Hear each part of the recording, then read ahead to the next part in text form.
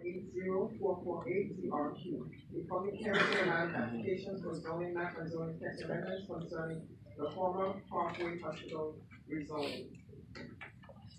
We will have a 10-minute team presentation. The team is comprised of Eric Palatnik, Tim Hensley, and Brian Newman. Can I have a moment through this one? This is what time. That's okay. This doesn't seem to be clicking either. Maybe I'm putting it in the wrong spot. It takes He a has to while. pull it up. Oh, okay. Yeah, Thank you. thank you. I'm ready when you're ready. Okay.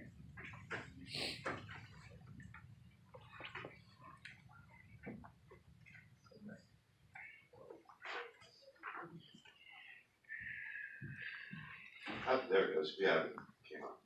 Good morning. Thank you for hearing our presentation.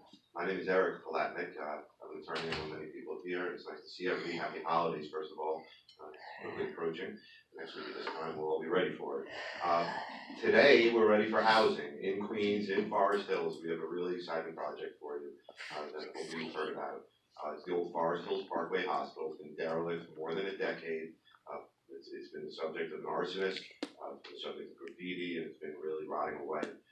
It's tucked into an R1-2A zoning district, which if you look at it in the center of your screen right there, you'll see that there are taller buildings surrounding it. We're asking for permission to rezone the entire site that you see outlined in yellow there, and to make the front portion that has the former hospital on it into an R7X zoning district, and to rezone the rear portion of the property to, note that, I apologize, to an R, what is it, an R9 in the back?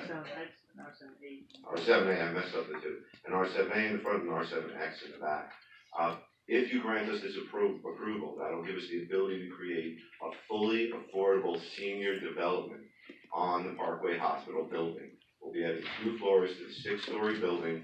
It'll be full of 8 stories when it's done. It'll have 135 units. It'll be include 62 studios, 73 one-bedrooms, and it'll be affordable under option 4 of the NIH program.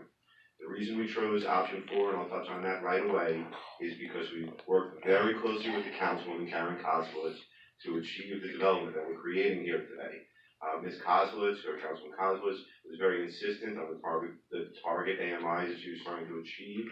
In her district, there are AMIs that support 70 to 80% AMI to 90%, even up to 115%. Here we average at 95% AMI.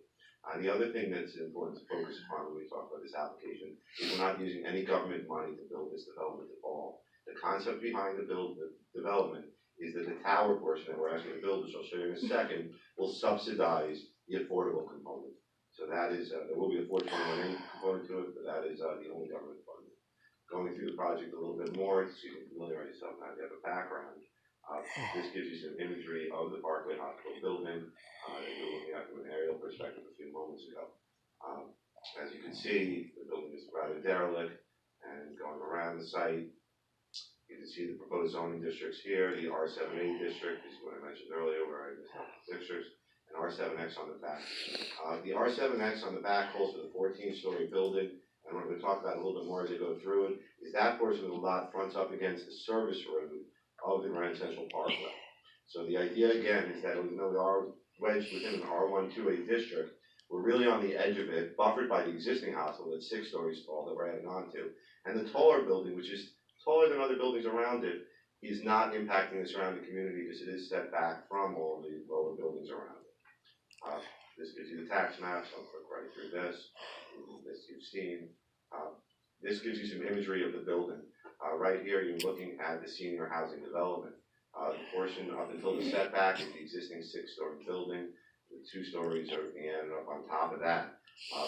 That building will have services dedicated to both developments, as will the glass tower.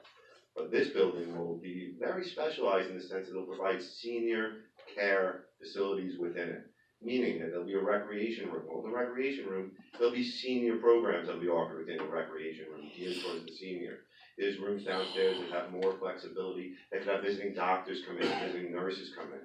There'll be a shuttle bus that operates from the site from the Parkway Hospital side of the property, where there's a driveway, where residents can go to the subway stop, which is approximately 4 blocks away, Queens Boulevard. We are not very close to the subway stop, so it is not an easy walk to the subway. That is why we're proposing to have shuttle buses.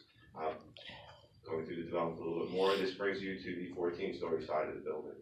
What you're looking at the bottom is the ground floor. There is no retail, but what we're showing you there is a driveway to pull off of from the service road, where residents can drop off their guests and visitors come in, and that's also the entrance to the parking garage will be.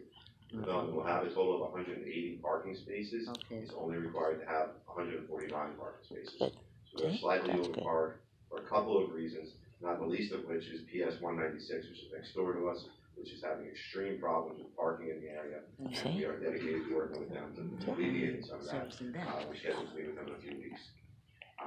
This takes you through the plans, which is the numbers which you obviously can't read. But here, this in the center gives you an aerial shot of the development with Parkway Hospital, former hospital proposed senior building at the bottom, and at the top is the 14-story tower.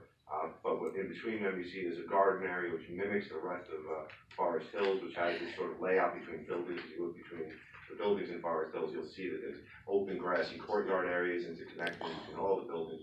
We're maintaining the spirit of that, and that also provides a beautifully landscaped recreation area for both residents, both buildings to share and utilize. The plans, again, are just black and white here, but giving you an idea of everything, and showing you here where the parking is located at the cellar level. Excuse me, this is the parking level. And that is our presentation. There's not much more that I can tell you. I'd like to open it up for questions, and we have our project team here as well. Questions? Commissioner Deleuze. You anticipated my question, so you preempted it by talking about the conversation that you had with the local council member about option 4. I guess, I certainly appreciate, I don't know this community board except by looking at the various research reports from NYU Furman Center. And, I guess I have a number of concerns about a project that has AMI levels that are as high as it is, that are targeted to seniors, given that, there's just a really significant percentage of the local population that will not be eligible for the units. And quite honestly, I would hope that the development team has some concerns about the marketing and the lease up of it, given what you're talking about. So I'm hopeful that you've done significant research specifically about the need for seniors at those AMI levels, and whether or not the project, how long it might take to lease up in order to meet your goals. Obviously you'd be able to lease it up a lot faster if you lowered the AMI levels, given what I'm looking at the NYU Furman Center reports. Thank you for your comment, and we did anticipate, you're right, we anticipated your comment, but you gave us a head start as you made the comment in your session, so we sort of had a little bit of knowledge of what the question was going to be. So we did try to anticipate that and present as much as we could in my presentation. But to go a little bit deeper, and Tim Hensley is going to speak here in a moment, he did the affordability matrix on the application. What I would like to tell you, though, is it wasn't just taken ad hoc to come up with these affordability levels. This is a very unique project in the sense that I know of no other model in the city where it's a fully privately sponsored senior affordable development. Everything else requires upon some form of state or federal funding in order to do it. So that component, when we approached Karen Koslowitz, when we sat with Karen, we said we wanted to do something on this property. And of course, we didn't even walk in the door with senior on this. We can't do that. I'm not giving us that much altruistic credit. We came in with something that was more aggressive from a capitalistic standpoint. And Karen turned around and said, not in my district are you going to do that. I need seniors. She gave us the demographics that she's trying to achieve, knowing that she can't reach the demographics that we were just speaking about through this type of project. So what the consensus that we came to was this was making the best out of what's available out there to achieve what we can achieve, given that there is no funding source to achieve the levels that you're trying to achieve. Now, having said that, we didn't just go from that level and then say, okay, let's build the building ad hoc. We went out and we did a marketing study, which we worked again with Karen's office for about 8 months, where we went out and the results of it, which I'll just give you an idea of it, is that according to the market data that we studied in this community board, households that are 55 and over, with incomes over 75,000, make up 59% of the elderly population. So the data we got, it goes on to say that incomes over $100,000 make up 43% of the senior population. And then it goes on to state, this is projecting out by the way to 2021, it goes on to state there will be 16,636, I guess it's label number 6 of the motto, senior households 55 and over with incomes over $50,000. So it's, I'm trying to, we anticipated your question, we spent a lot of time trying to give you the information now this hearing. Tim might not even need to speak if you're satisfied, but I'm hoping that shows you that even though we're not plugging every hole on the boat, but we're plugging the holes that we can. I think you answered the question in that I think the biggest difference between what you just gave and the data that I'm looking at right now is that you're looking at 55 and over versus 65 and over. 62 and over, yes, yeah, which I is mean what this would be, yes. Right, because, I mean, obviously, you're talking about working age seniors, who are still earning money and can afford these kinds of rents, as opposed to seniors that are then on a fixed income, when their circumstances change. So if that's the target population, I hear you on that It's one. a problem, and I think it's the definition of what a senior is. yeah, I'm getting too close. Other questions? Then we will thank the applicant team, Thank you. Happy holidays, Jim. and we will turn to a speaker in opposition, Zamir Khan.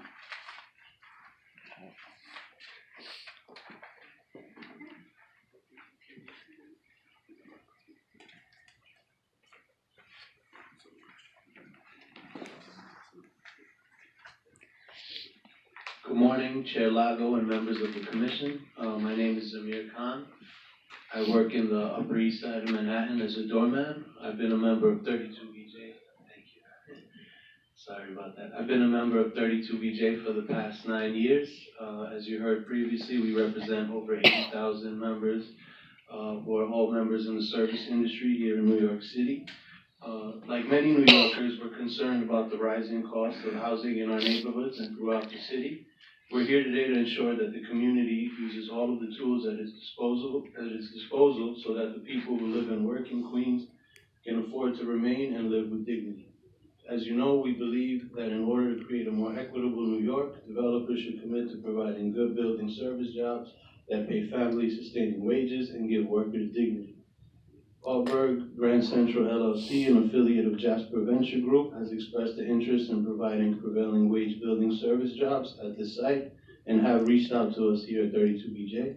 We're looking forward to what we hope will be a productive conversation about ensuring high standards for workers at this site, and we'll keep you updated on our discussions. Before it closed, Parkway Hospital was an important source of economic opportunity, and both the local community board and Borough President Katz expressed a desire to see the proposed development at the site give workers a path to mobility.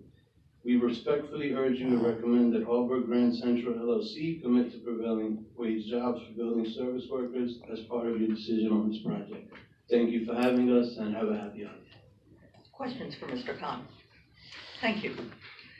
And those are the only folks who have signed up to speak on this item, unless there is someone else who would want to be heard. So the public